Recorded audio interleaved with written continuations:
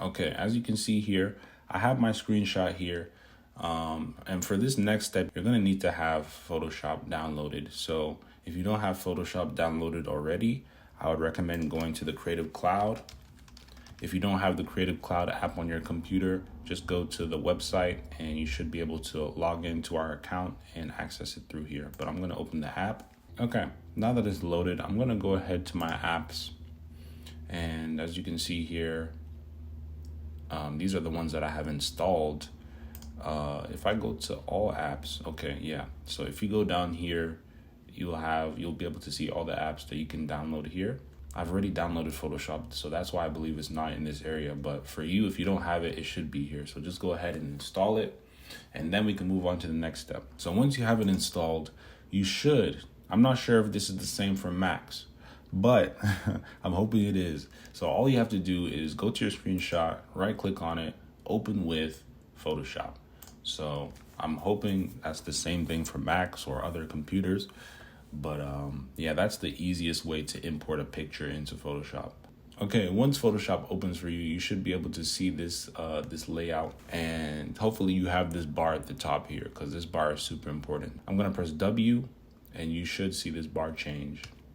I pressed W, and now this bar is completely different. So what happened was I switched from this tool, the Move tool, to this tool, the Quick Selection tool. So this is the tool that we want. We're gonna click on the layer, and now we can select the subject. And now the subject is selected. But as you can see, if we zoom in, I'm holding down Alt and scrolling. Yeah, as you can see, the selection does an okay job, but not a perfect job. So we want to come and correct these mistakes. In order to do that, press Q on your keyboard and then press B on your keyboard to change to the brush tool here. And then we're going to zoom in. Hi, okay. One thing I forgot to add is that in order to change the size of the brush, I didn't show you how to do that. I was using a keyboard shortcut of holding down Alt, right clicking, and then dragging, and that increases the size. But you can also do the same thing right here, where you can just make it smaller, because you'll probably need to make it smaller to fit into small gaps. Let's say there's a small space right here, you can make it really small here, and now you can fit in that gap. So yeah, we're gonna zoom in and we're gonna paint this area in here. So now that we're on the brush tool, you'll notice that you have these white and black layers here. You wanna switch to the black one because that fills in the red space. So press X, or you can just click here to switch, whatever one you want. We're gonna just fill in this area here. Try not to cover his clothes. If you cover his clothes, press X to switch to white, or click here to switch to white, and get rid of the red on his clothes. We're gonna zoom out, check the borders. I see a little area here to fill in. I'm gonna switch back with X to black and fill this in. And there's an area here, fill it in. Let's check. Oh, there's a little gap here. Gotta fill this gap in here. Make sure you're not cutting off his face. I feel like his face is a little bit cut off here. So I'm gonna switch to white and remove it.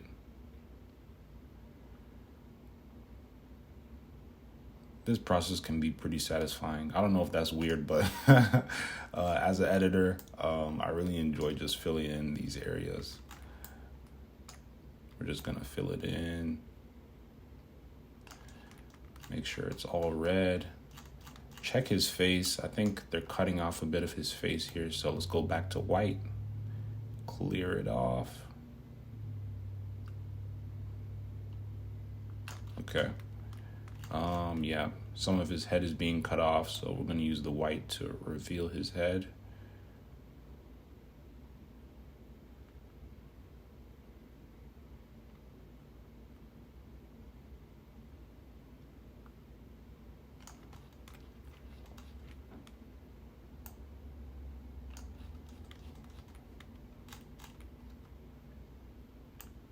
Using black now. It doesn't have to be perfect, okay? Because you can stay here forever trying to make it perfect.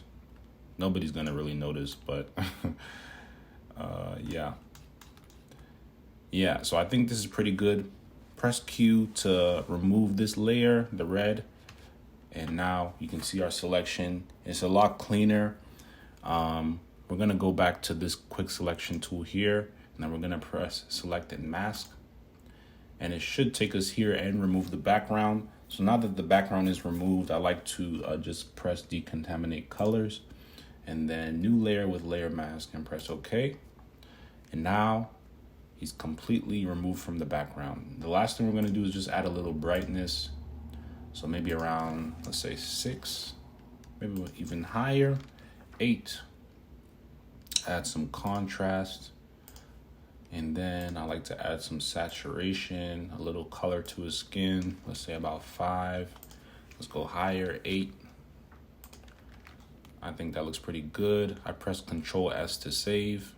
I'm gonna save this. And then to export it, I'm just gonna go to File, Export, Quick Export as PNG. I'm gonna call this test or tutorial and save it. So that's all you gotta do.